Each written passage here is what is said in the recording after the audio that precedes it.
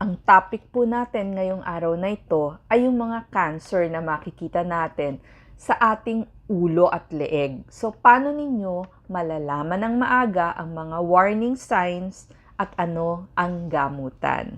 Ito po si Doc Liza Ong na nagpapayo sa inyo. Number 1, cancer sa bibig. So, kailangan lagi nyong titignan yung inyong gilagid o loob ng bibig, tulad nung dun sa may loob ng pisngi natin. Alam nyo po, may nagkaka-cancer din sa dila. Itong unang 2/3 ng ating dila. Meron po dyan sa ilalim ng dila or dun sa 2/3 ng dila natin. Tapos, kasama dito sa bibig, yung tinatawag nating hard palate o yung taas ng bibig natin, di ba medyo matigas yan. Ano yung senyales o warning signs? May makikita kayong mga pula o puti-puting mga patsi-patsi dun sa inyong bibig, dun sa inyong gilagid at sa inyong dila. Tapos pansin nyo, bakit parang maga yung aking panga? Masakit at dumudugo ang inyong bibig. Talagang yung pain senyales po yan. Number 2, meron tayong tinatawag na pharynx o yung lalaugan, yung throat natin. Isa po itong tubo na mga 5 inches ang haba. So, kasama dyan yung ating tonsils, yung likod ng ating dila, o tinatawag nating soft palate, yung malambot na ngala-ngala dun sa taas ng bibig.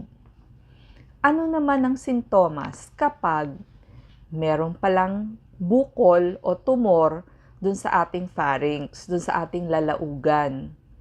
Hirap huminga o magsalita.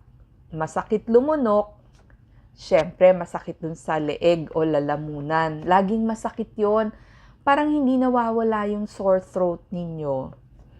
Kasama dahil katabi na yung tenga, masakit din yung tenga, tsaka parang may maingay, ringing of the ears, at hirap kayong makarinig.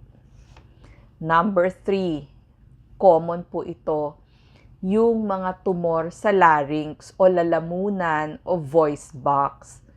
Actually, akala natin pwedeng magkaroon ng cyst dyan, mawawalan lang kayo ng boses. So, pag 2 linggo na, nawalan kayo ng boses, huwag niyong isipin na natrangkaso lang kayo.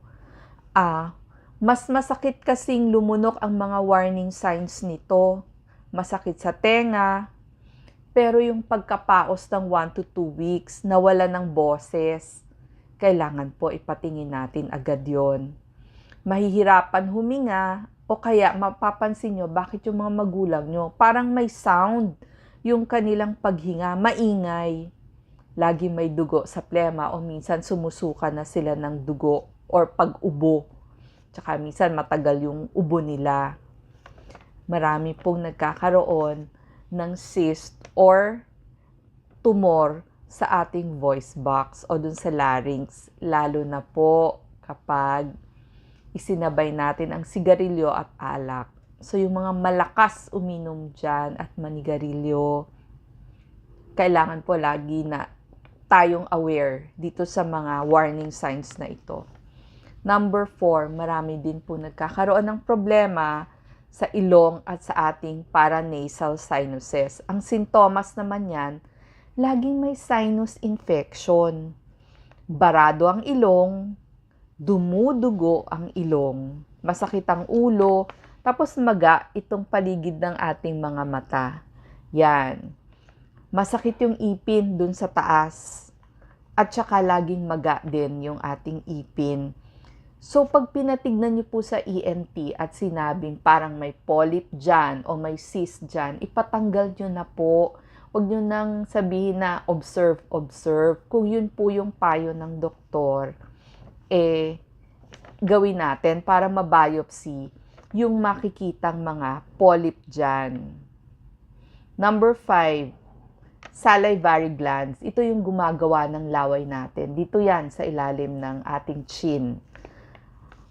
Dito sa may ibabang panga o bibig natin. So, ang senyales niyan, maga palagi, yung dito sa ating chin. O kaya naman yung jawbone o yung panga natin. parang walang pakiramdam yung muscle ng buong face natin o buong mukha natin. Or minsan masakit yung mukha natin. Yung baba natin o yung leeg natin, hindi maalis-alis yung kirot.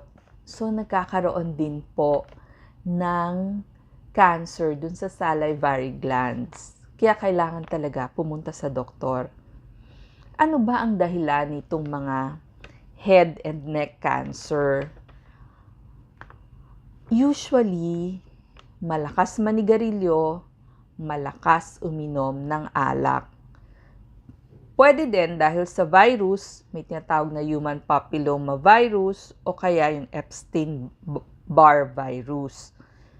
Kadalasan mga lalaki, pero alam nyo po, meron po ding mga babae na nagkakaroon ng head and neck cancer. Tapos, pag umedad na tayo, higit sa 40, laging may acid reflux o humina ang immune system. So, yan po yung mga nakita nilang dahilan. So, sa ating mga asawa at anak, pag napansin nyo, yung magulang ninyo, palainom, o kaya palasigarilyo, dapat ipapacheck natin sa doktor. Lalo na kung merong mga general na sintomas, kapakapain nyo. May makakapa kayong makulani o bukol dyan, laging may sugat. So, yung bibig natin, pag lagi nagsusugat, may dugo sa laway o plema, punta na ho sa doktor. Sinong mga doktor ang pupuntahan? May tinatawag tayong ENT surgeon. Ito po yung ear, nose, and throat doctor. Pwede rin po tayong pumunta sa oncologist kung meron na tayong mga nakakapang mga bukol. Doktor sa cancer yon. Pero, grupo po sila, may tinatawag pa tayong radiation oncologist o sila yung mga doktor na nagre-radiation. Pero kung nakita nyo ang problema, yung sinabi ko nga dun sa bibig, hindi kayo sigurado, o kaya dun sa inyong balat, pwede rin po kayong pumunta sa inyong dermatologist. Malalaman din ho nila kahit bibig yung problema nyo. Kasi kasama yan sa kanilang mga chine-check, yung mga mucosa. Pero kasi po, meron din mga cancer nagsisimula sa balat, meron din po mga cancer katulad ng sarcoma, pwede rin hong tumubo sa ating ulo at leeg. Yun, kailangan talaga tayong pumunta dun sa mga dermatologist din. Ano yung mga test na usually pinagagawa? Siyempre may blood test. Tapos yung mga endoscopy o silip, nakikita yun sa computer, magagamit nyo dito yung inyong PhilHealth. Alam ko po, may namaminus mula sa PhilHealth. Pag may bukol, sabi ko nga, ipatanggal, ipabiopsy, huwag tayong magtatago. Kailangan ng mga chest x-ray, MRIs, PET scan para tignan kung merong activity o merong tumor dyan. Ang mga ipapayo sa inyong gamutan, madami. So, marami kayong choice. Kaya nga, ilang doktor ang kailangan yung puntahan. Katulad ng chemotherapy, oncologist po ang gumagawa niyan. Tapos, meron din silang binibigay na immunotherapy at targeted therapy. Pero kung kailangan radiation, sasabihin nung inyong oncologist, punta ka dun sa radiation oncologist. May mga bukol kailangan tanggalin agad kasi bumabara, lalo na nga po dun sa larynx natin. Kasi pag hindi ho tinanggal, lalaki, hindi ho kayo makakahinga, hindi kayo makakain. So dito nyo kailangan yung ENT surgeon ninyo.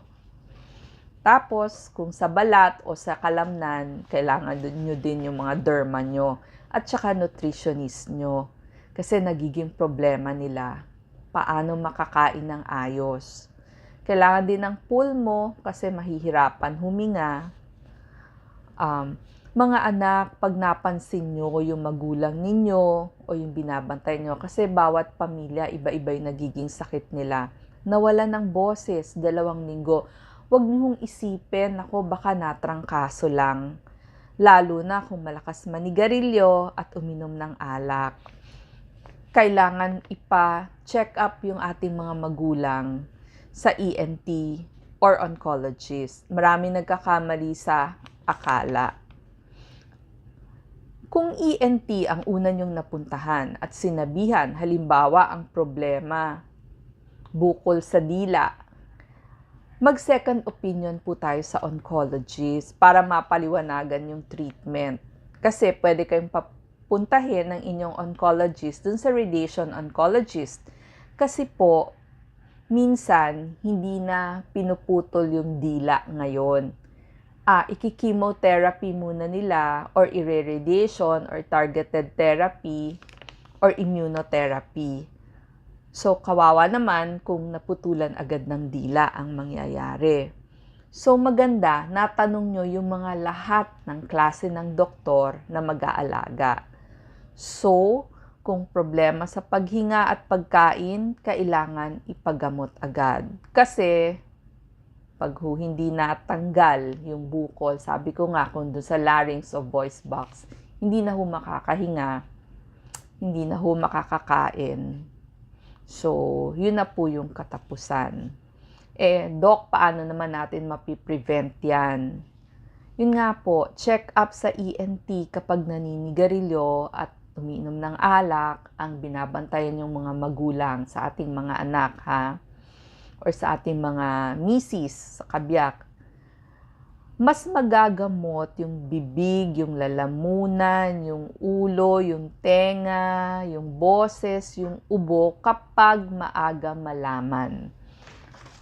So, mas magiging madali yung gamutan, mas gagaling yung ating mga mahal sa buhay. So, nabigay ko na po yung mga warning signs. So, please, nakikiusap ako. Bantayan nyo po mabuti yung mga tatay ninyo na mahilig manigarilyo at saka uminom ng alak. Pero alam nyo po, dun sa cancer sa head and neck, sa ulo, dito sa ating leeg, yung iba po hindi naman sila nanigarilyo, hindi rin po nainom ng alak. But maybe, sa edad nga, humina yung kanilang immune system, kaya din po nagkaroon ng mga cancer. So, marami po akong nakita, nakasabay dito, mga kamag-anak din. So, yan po, bawat pamilya, iba-iba nga lang po yung aalagaan natin. So, sana po, nakapagbigay ako ng mga senyales, warning signs para madala natin agad yung mahal natin sa buhay. Maraming salamat po.